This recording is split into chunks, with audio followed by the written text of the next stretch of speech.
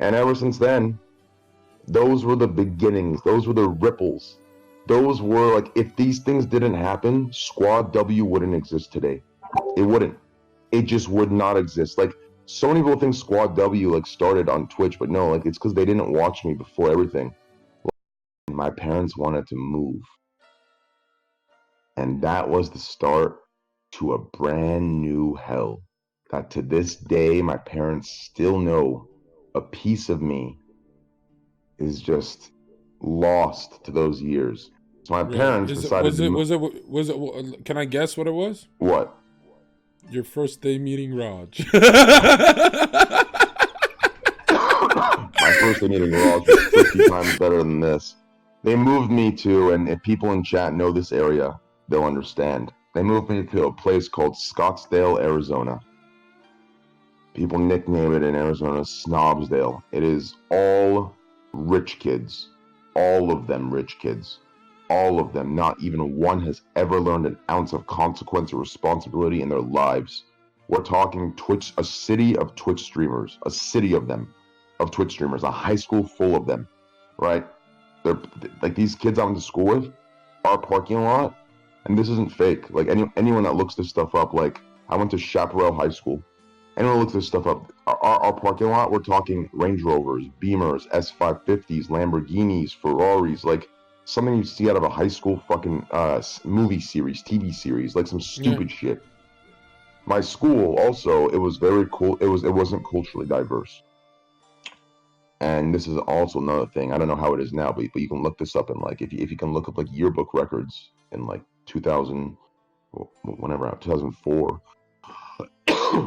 We had, it was all white people, all of them, right? Like we had, like just subscribe with your Twitch Prime, guys. And there was like 2 Chinese, and like you knew these people, you knew them because this was actually real, and it was just such a shock. Thank you, Vaseline. Yeah, go ahead. It was such a shock to me because I came from a very culturally diverse area, right? Like my friend group was all culturally diverse. All my friends, I had friends from every part of the country. Their parents were from every part of the world, different countries.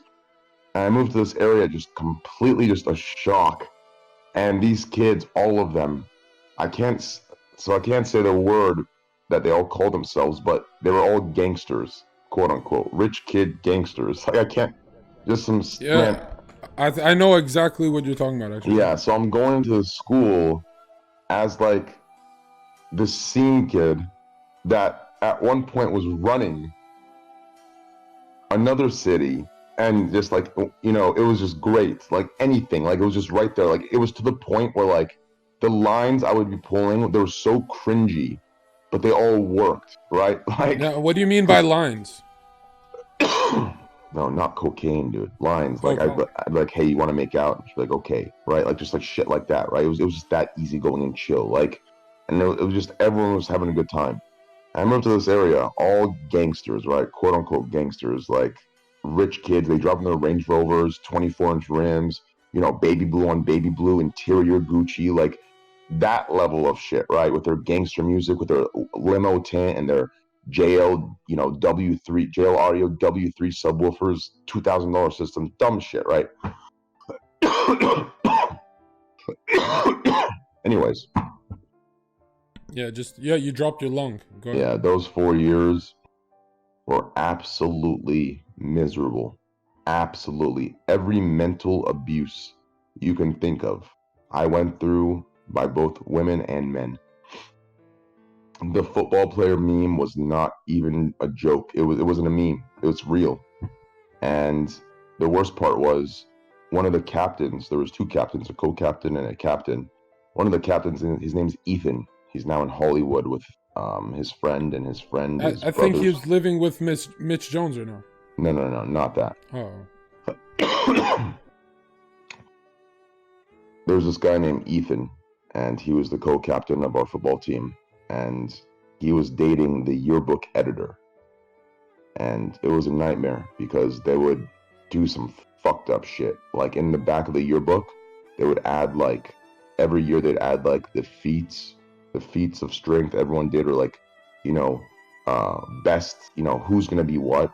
And Ethan which was the primary man, like the primary dude that started all the rumors, all the shit, would just fuck with me. Every year he'd put in the yearbook something just so fucked up, like so just demoralizing and just so like I couldn't explain to you. Just it actually made me cry, and I'd rip it out every year, like on some shit where if you viewed my life like what I did to the yearbook, you would think I'm some killer. Like I was ripping it, like it was just the most sad shit ever, and that lasted 4 years every year, and it was just fucking miserable. And like I said, those years, like if I didn't go through it at such a young age, I don't know how I would have survived that. So yeah, that's why I'm always paranoid. To all my friends, that if you ask them, I'm just paranoid with everybody. Like when I go to dinner with my cousins, I make them put their phones in the center of the table, airplane mode, before we have any conversation. Appreciate you, Don.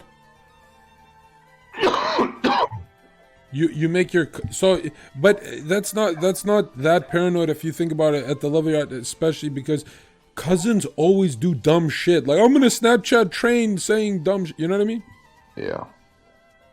Anyways, so it's I don't see high that school was paranoid. definitely weird, and just wait real quick. Here's the kicker. So here's the kicker of it all. Okay, so at the last day of school, I remember Ethan decided to apologize to me. He felt bad. Everyone was happy. They were graduating, going to their schools of their choice. And he decided to come to me and apologize because he was the main culprit, right? He didn't do the bullying, but he was the orchestrator. He was the puppeteer. And I asked him why. Why did he do this? Here's exactly what he said. And to this day, I use it for every example because it still happens to this day everywhere I go. He said the first day of school when I transferred like the first week or two. So the first day of school that I transferred, he said he didn't like me because when he saw me walking, he didn't like that I walked with my head high. He didn't like that I had this aura of confidence. And when he saw it, he wanted to bring me down. That is exactly what he said. And I swear to you, to this day, I see that within viewers' messages in my chat room from other streamers. I see that to this day everywhere I go. People cannot handle that. And that's not even it. Like they can't handle just me walking the room with my head up high. They can't handle that confidence because they themselves are so miserable and insecure that they have to see it's part of a human. They have to see you on the same level as them or below.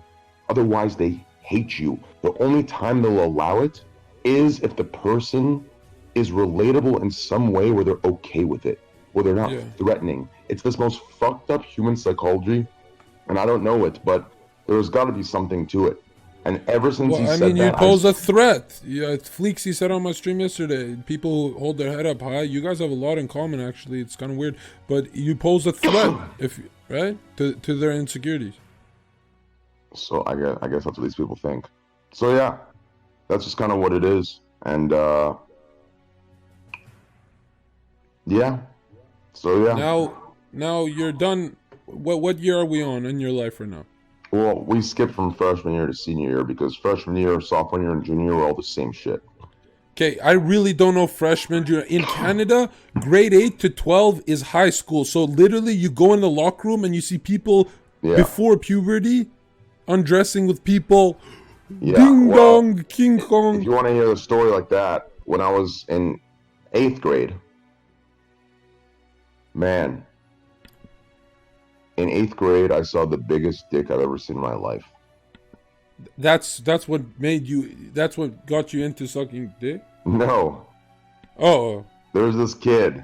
So in middle school, no one showered after PE. No one. Everyone was scared too and shy. And there was this one kid that he wouldn't only shower, he would walk around naked. And one day I saw him turn the corner, and this thing was at least 8 inches flaccid. And I knew why he walked the corner. I knew it. This is why he showered in school. Like, we're talking 8 inches flaccid. No memes, no troll. I remember to this day, and I know exactly who it is. And I still tell him the story to him. When I hang out with him and grab lunch with him, I tell him this story. Because like it Yeah, was probably when you're unbelievable. eating lunch and you're eating a hot dog, you probably go. No, like it's like the dude was 8 inches flaccid. It was hanging so fucking low. Like I've seen a lot of dicks, and I don't mean that sexually. I'm not gay.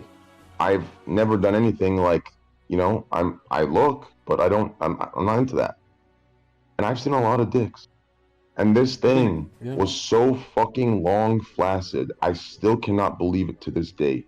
Was Unbelievable. mesmerizing? Was it a mirage? You get To close and this it's actually day, this. this was, It's listen, actually, hold on. Zherka, It's actually, it looks that big, or it is like three no, leg it guy. is that big. Zherka, listen.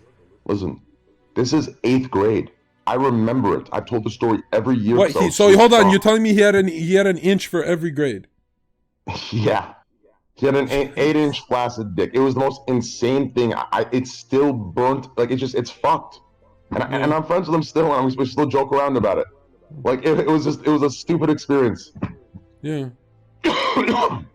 And this guy, did he have your level of confidence? Walk around head high or no? He had a different level of confidence. This guy, listen, no, listen. I can't explain. So listen, I walked up with my head up high, just with my face, like the SQUADW face, just like a kind of mean-looking face. This guy walked every corner with that pretty boy cocky smile. Like I can't imitate it. Like it's just like that confidence style. Like yeah, my dick's big. That Yeah. face, that smile. Yeah. So he walked the same way I walked, but he had a smile on his face, not like a straight face. Yeah. Yeah. And Yeah, was this guy fit too? yeah. He ended up winning state. You know what? Here, I'll send you who it is when you see. Yeah, he's like 6'5". Canute. No. He's 6'5". What the fuck? He's 6'5", like 260, pure muscle, like 8% fat. Like this dude is a monster. He ended up winning state for college, and Plot twist, guys. It's me. because they'll find him. I guess Hey, e-girls. he ended up winning. He ended up getting a full ride scholarship to. Actually, I'm not gonna say. I mean, I guess he wouldn't care. He ended up getting a Yeah, full ride I have a scholarship. feeling he's laying down on the bed next to you. He's right there, isn't he? Exposed. Hey, what up, Luke? His name was Luke. Skywalker. Yeah, that was a big And so dick. this changed your whole life philosophy. You said, you know what? No. This happened in 8th grade. To me, at that time, it was just shocking because no one would shower at all in 8th grade, and this is middle school in America. And he showered every day, and I didn't know why until one day he turned the corner, and he had a smile on his face, and he's like, "Sup?" And he looks down and looks back at me, and I look down. Something out of a movie, dude. Just like this thing was it was like a thick strand of Play-Doh just hanging from his torso. That's exactly how I picture Hold a on. thick strand of Play-Doh. Yeah. You try, Tyler. You got some drool. Shut the All right, fuck keep up. going with your life story. This is great.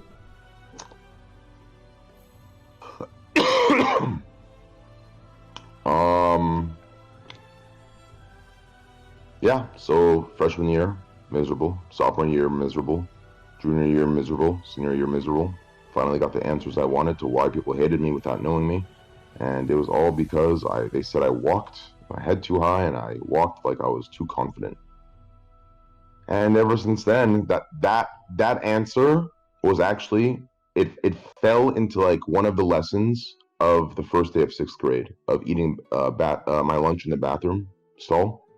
It was like everything I endured between 7th grade and junior year of high school. It was shitty. It was mental. It wasn't very physical because I was always this size, but I was around this size, right? And so most people didn't really fuck with me, but mentally it was terrible. And back then, mental was always brushed off. It was if you're not getting physically fucked, no one cares. That's how it was, right? Like that's literally how it was growing up for me. If you're not getting fucked up, if you don't have a black eye, no one gives a fuck. Suck it up, bitch. That's Yeah. exactly how it was. Yeah. And now we've learned that mental's 50 times worse, and there's like some crazy long-term like psychological effects that end up happening and changing the person. But anyways, yeah, so all of my bullying and shit that I went through was all mental. It was all some of this mental bullshit games and trash and shit. But yeah, the two lessons I learned out of all those years was the first lesson was eating the lunch in my bathroom stall when my best friend told me I can't sit with him anymore. And then when that kid told me why, finally, after 4 years of just mental abuse, why they did it. And there was no reason. The reason was I was too confident and I walked with my head high. Like, think about being told after 4 years of shit. And ever since then, those were the beginnings. Those were the ripples.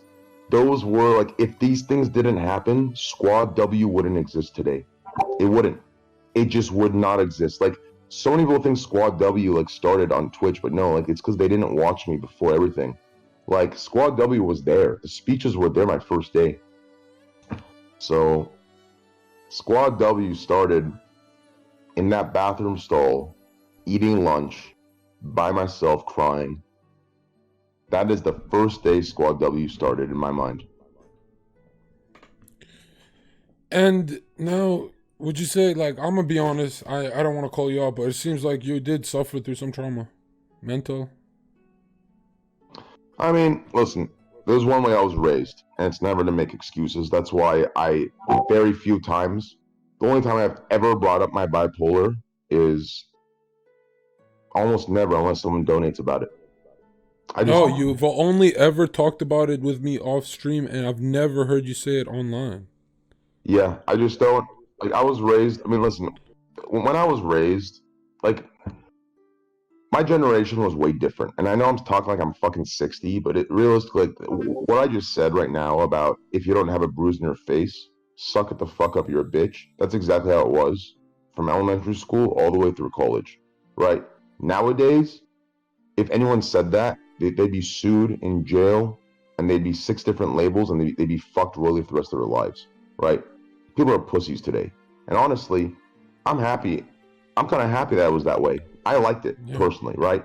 I kind of actually, I actually enjoy, I mean, I don't know if this is just a piece of all the bullshit, but I'm actually, honestly, just looking at how people are today, I choose this me over that me, over them, 100%. And what's up? I don't want to, like, stop you, but the torment I got being Muslim refugee and girls joking about it, the only way I justify it is if I hook up with that girl who made fun of me, and I hooked up with like all of them. You know, like I was grade 12, I was trying hard, right? But it was just makeouts. It wasn't like I never want to go all the way. It was weird, but I honestly think, who the fuck would Train or Zherka be if they didn't get tormented? We'd be in chat. We'd be nobodies. We'd be Fortnite streamers. We'd be what? Fortnite streamers. Yo, chill, man. Chill. What do you got against Fortnite streamers, dude? Nothing. They're my friends, but like they're pretty. I actually spend a lot of time watching some of them. So do I. I hang out with them. I play CS:GO and stuff, but like they're pretty normal dudes. You know what I'm saying? Like they're pretty PG, normal. Like, you know, it sounds like they had a smooth ride. You know? Inventory check. Subscribe, you fucking bitch.